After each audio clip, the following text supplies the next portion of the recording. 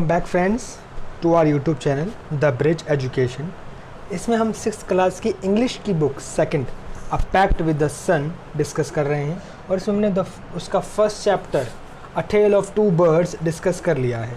एक छोटी सी स्टोरी है टू बर्ड्स की जो सेपरेटेड हो जाती हैं एक स्टॉर्म के कारण और उनकी मदर उस स्टॉर्म में मर जाती हैं और वो अलग अलग रेज होती हैं, उनकी रेज अप अलग अलग होती हैं और उनके बिहेवियर में अलग अलग चेंज होता है। एक थोड़ी सी आप कह सकते हैं नटखट या फिर एक रॉबर्स के पास चली जाती है तो वो रॉबरी के थिंग्स सीखती है और दूसरी एक ऋषि या एक आश्रम में ले डाउन हो जाती है जिससे कि वो अच्छी चीज़ें सीखती हैं। तो इसमें एक बिहेवियर बताया है और इस लेसन को समराइज़ करने के लिए एक मैंने आपको लास्ट टाइम भी बताया था जो क्वेश्चन आंसर्स में भी है, जो एक बेसिक लाइन है, one is known by the company one keeps. तो बेसिकली ये चैप्टर है। तो हम आज सेकंड चैप्टर के बारे में देखेंगे, द फ्रेंडली मंगूस। मंगूस आप सब जानते होंगे अगर आपने मेरी वीडियोस फॉलो करी हैं, अगर नहीं करी हैं तो प्लीज़ इस यूट्यूब चैनल में जाकर प्लेलिस्ट में उसे फॉलो कर सकते हैं। और अगर आपने सिक्स क्लास की हनी स्कल चैप्टर पढ़ा है 9th और 10th तो उसमें आपको पता लगा होगा मंगूस बैनियन ट्री में है बताया गया है, मंगूस और स्नेक की फ़ाइट बताई गई है। तो बेसिकली आप मंगूस को वहाँ से जानते होंगे। तो हम यहाँ पे आज की स्टोरी स्टार्ट करते हैं। बहुत ही एकदम बेसिक स्टोरी है। इसमें एक फार्मर होता है, जैसे कि आप यहाँ देख सकते हैं, एक फार्मर और उनकी वाइफ और एक उनका छोटा सा बच्चा होता है। वो गांव के एक छोटे साइड वॉक्स में यहाँ पे एक अपने गांव की जहाँ उनकी फील्ड होती है वहाँ रहते हैं और उनका एक बच्चा होता है। तो फार्मर वन डे सेड कि हमें हमारे बच्चे के लिए एक कंपेनियन की ज़रूरत है, तो हम सोच रहे हैं कि एक पेट रख लिया जाए। तो उसकी वाइफ कहती है कि बहुत अच्छा आइडिया है, क्यों ना, तो देन डू इट।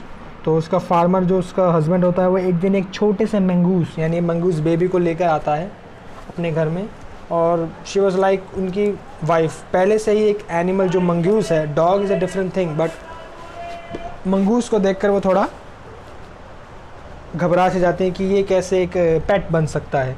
पर फार्मर सेज कि नहीं, मंगूस बहुत फ्रेंडली एनिमल्स होते हैं और वो हमारे साथ यानी ह्यूमन के साथ रहने में कंफर्टेबल होते हैं।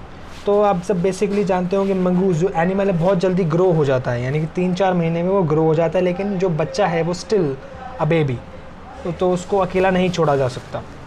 बट ऐसे सर्कमस्टेंसेस इस कहानी में आ जाते हैं जिससे कि उनकी वाइफ को मार्केट जाना पड़ जाता है। जैसे कि आप देख सकते हैं वो बास्केट लेके एक मार्केट जा रही हैं और अपने पति को कह रहे हैं कि मेरे बच्चे का यानी अपने बच्चे का ध्यान रखना, मैं अभी भी उस मंगूस जो फुली ग्रोन हो चुका है उसके साथ अपने बच्चे को छोड़ने में थोड़ी हिचक सी रही हूँ, डर रही हूँ।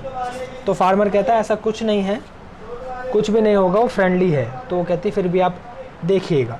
तो अब क्या होता है, थोड़ी देर वो घर में बैठा रहता है फार्मर, तो उसको थोड़ा अजीब लगता है, कहता है मुझे थोड़ा काम करना है तो मैं कैसे करूँ। तो वो सोचता है कि मंगूस तो फ्रेंडली है, तो वो क्या करता है अपनी फील्ड जो उसके एकदम घर के साथ में ही होती है उसको थोड़ा चेकआउट करने के लिए चला जाता है। और इसी दौरान वो अपने दोस्तों के साथ यानी इसके दोस्त मिल जाते हैं, तो वहाँ पे वो एकदम लेट यानी कि मिलने जुलने लग जाता है जिससे कि वहाँ लेट हो जाता है।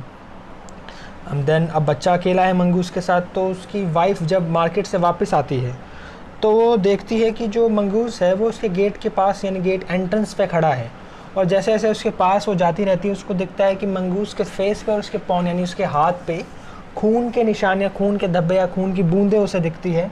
तो वो एकदम से चिल्लाती है। अब देखा ना, एकदम से कोई स्क्रीम करता हो माय गॉड ये क्या हो गया, एकदम से भागते हैं। जैसे सिंपली अगर हमारे घर में ऐसी सिचुएशंस देखें तो जैसे दूध निकलने वाला होता है तो हमारे घर वाले कैसे चिल्लाते हैं, ओ दूध निकल गया, दूध निकल गया। तो some kind of you know high scale up on that. तो एकदम से वो देखती है कि मंगूस के फेस पे और उसके पॉन्ड पे ऐसे ब्लड कैसे लगा है। एकदम से भागती है और कहती है कि तुमने मेरे, रोते हुए कहती है कि तुमने मेरे बच्चे को मार दिया। लेकिन अब उसे इतना पता नहीं होता कि मंगूस उसका वेट कर रहा था उस गेट पे खड़े होकर या फिर उसे कुछ बताना चाहता था। तो इस गड़बड़ाहट यानी कि इस गड़बड़ में कि मेरे बच्चा कहीं मर न जाए, जो उसको शक था पहले से ही, वो इतना ध्यान नहीं देती उस टाइम पर। तो वो क्या करती है, जो बास्केट वो भर के लाई होती है, जो ग्रोसरीज वो लाई होती है बाज़ार से, वो फटाफट से वो मंगूस के ऊपर फेंक देती है, एकदम हार्शली, एकदम ज़ोर से फेंक देती है, जिससे कि मंगूस के ऊपर बास्केट वो फेंकते ही मंगूस एकदम lay down to the ground, वो एकदम से बेहोश सा हो जाता है और वो एकदम से अंदर भागती है अपने कमरे में, देखती है कि मेरा बच्चा ठीक है कि नहीं है। तो सरप्राइजिंगली क्या होता है आप सब देख सकते हैं, मैं आपको पिक्चर दिखा देता हूँ। सरप्राइजिंगली आप देख सकते हैं यहाँ पे मंगूस के ऊपर एक बास्केट मार दी गई है जिससे कि वो बेहोश या फिर ले डाउन सा हो चुका है, अनकॉन्शियस। और यहाँ पे घर में एक सांप यानी कि एक ब्लैक कोबरा पड़ा है जो मरा हुआ है। जैसे कि हमने डिस्कस करा था 9th चैप्टर में, फर्स्ट बुक में हनीस्कल की मंगूस और स्नेक की लड़ाई होती है, जिसमें बेसिकली ज़्यादातर स्नेक्स को हार मिलती है। और इस यहाँ भी इस स्टोरी में भी यही होता है। मंगूस बच्चे को बचा रहा होता है स्नेक से, लेकिन उसकी माँ को ये बाद में पता लगता है कि ये क्या मैंने कर दिया। देन वो बाहर जाती है, फटाफट से कहती है कि सॉरी, या फिर अपने मंगूस से कहती है कि मुझे नहीं पता था तुम मेरे बच्चे को बचा रहे हो, और मुझे लगा तुम मेरे बच्चे को तुमने मार दिया है। पर जब तक वो मंगूस को ऐसा सिचुएशंस को देखकर बोलती है, तब तक मंगूस मर चुका होता है। और जब वो इसी गम में वो रोने लग जाती है उसकी मदर, और आप देख सकते हैं, और बहुत ही अनफॉर्चुनेट फील करती है कि ये मैंने क्या कर दिया, और मैंने बहुत ही जल्दी डिसीज़न ले लिया सिचुएशन को देखकर। मैंने उस सिचुएशन को अंडरस्टैंड नहीं करा और बहुत जल्दी अपना फ़ैसला ले लिया। और उसके बाद उसको ऐसा लगता है कि फिर उसका बेबी उठ जाता है, क्राई करने लगता है और रोने लगता है, और अपने अपने आंसुओं को पूछ कर वो अपने बच्चे को दोबारा खिलाने पिलाने लग जाती है। तो बेसिकली यही छोटी सी एक स्टोरी है, एक पेट पे, या फिर एक बेसिकली देखा जाए स्टोरी का थीम अगर हम देखें तो don't rush to it. Simply अगर इसको वर्ड्स में, अगर मैं अपने ओन वर्ड्स में डिस्क्राइब करूँ कि जो पेट होता है, जो हम पालते हैं, जो एक पालतू एनिमल होता है, वो बेसिकली कोई भी हो सकता है, लेकिन हमारा ट्रस्ट किस पे होता है? डॉग्स पे हमारा ट्रस्ट है, कैट पे। अगर आपके डॉग्स एंड पेट होंगे, कैट्स होंगी, पर आप ऐसा कुछ तो नहीं करोगे ना कि यार उसने किसी को मार ना दिया हो। लेकिन मंगूस के केसेस में उन्हें ऐसा लगा कि एक जंगली जानवर है तो ऐसा कर सकता है। तो इसमें दो चीज़ें हैं कि we have to trust on animals and don't rush to it to anything. हमें एकदम बेसिकली अपने ठंडे दिमाग से काम लेना चाहिए। अब 6th क्लास के बच्चे के लिए क्या ठंडे दिमाग से सब, अगर जैसे हम देखते हैं आजकल बच्चे फ़ोन खेल रहे थे, लास्ट लेवल होता है गेम का, हम छीन लेते हैं, तो हम वो कैसे रिएक्ट करते हैं? रोने लग जाते हैं, चिल्लाने लग जाते हैं, गुस्सा हो जाते हैं। आइसक्रीम ना मिले तो गुस्सा होकर मुंह बना के पूरे घर में घूमते हैं। तो ऐसा नहीं करना चाहिए, एकदम पोलाइट वे में बोलना चाहिए। अगर कोई चीज़ आपको चाहिए, अपने पेरेंट्स को बोलिए जो आपको पोलाइट वे में जो आपको चीज़ चाहिए वो ज़रूर, अगर वो चीज़ सही है, नीड ऑफ द रिक्वायरमेंट है, या तो ज़रूर मिलेगी। वांट ऑफ द रिक्वायरमेंट के लिए थोड़ा सा डगमगा सकते हैं, नीड एंड वांट्स में डिफरेंट होता है। ऐसे कि आपकी बेसिक नीड्स क्या हैं? अगर मैं आपको बोलूँ आप ऑक्सीजन आपकी वांट है, नहीं, वो नीड है, यानी आपकी ज़रूरत है, वो आपको चाहिए ही चाहिए। तो ऐसे आप सेग्रीगेट कर सकते हैं अपनी थिंग्स को नीड एंड वांट में। वांट क्या है? Want is ice cream. अगर आपको आइसक्रीम नहीं मिलेगी तो भी आप सर्वाइव कर जाओगे बेसिकली, हाँ, बट आपको सेटिस्फैक्शन या फिर वो जो आपकी ग्रीडीनेस है वो फुलफिल नहीं होगी। तो you are just child right now, but फिर भी अभी से ही आप थोड़ा देख के चलिए ताकि आपके दांत भी बचे रहें, कैविटी हो सकती है। तो आइए देखिए क्वेश्चन आंसर्स पे डिस्कस करते हैं। अगर आपने लेसन सुना है तो आप इसको ज़रूर अच्छे से परफॉर्म कर पाएंगे।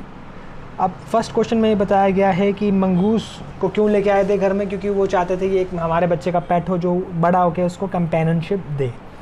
सेकंड क्वेश्चन में क्या है, वाइफ को मंगूस क्यों नहीं पसंद था? क्योंकि वो एक जंगली जानवर या फिर स्कैरी एनिमल है, उसके बहुत बड़े बड़े दांत हैं, एक लंबी सी पूँछ है जो अब डिस्क्राइब करा है इस चैप्टर में।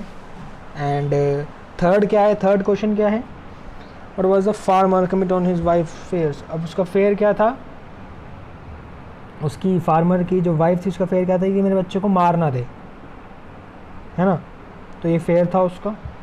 एंड मंगूस के ऊपर बास्केट क्यों फेंकती हैं? क्योंकि उन्हें लगता है कि उसने मेरे बच्चे को मार दिया है, क्योंकि इसके फेस पे खून लगा है और उसके हाथों यानी पंजों पे खून लगा हुआ है। एंड अब उसके बाद ये क्या उसका गलत रिएक्शन होता है उस वाइफ का कि वो एक हार्शली एक्ट करती है और बाद में रोने लग जाती है कि मैंने ये क्या गलत किया है। तो बेसिकली ये एक छोटा सा चैप्टर था जो एक ह्यूमन और एनिमल का रिलेशन आप बता रहा है। तो आई होप आपको ये चैप्टर समझ में आया होगा, द फ्रेंडली मंगूस। एंड अगर आपको वीडियो पसंद आई हो तो प्लीज़ लाइक करें, सब्सक्राइब करें और शेयर करें, और अगर आपको नहीं पसंद है तो प्लीज़ डिसलाइक करें ताकि मैं और अच्छे से आगे बना पाऊँ। और मैं दोबारा बोल रहा हूँ कि एक समराइज़ वे है, तो प्लीज़ इसको पढ़िए ज़रूर जाके इस चैप्टर को। जो आपको वर्ड्स नहीं आते हैं उनको डिक्शनरी में देखिए और कुछ सीखिए इस चैप्टर से। एक आप ऐसे माइंड में लेके बैठिए आज मैं कुछ नया सीखने वाला हूँ मेरी लाइफ में, या फिर मुझे एक लेसन मिलने वाला है। तो आपको पढ़ाई में थोड़ा इंटरेस्ट आएगा। So thank you so much, have a nice day.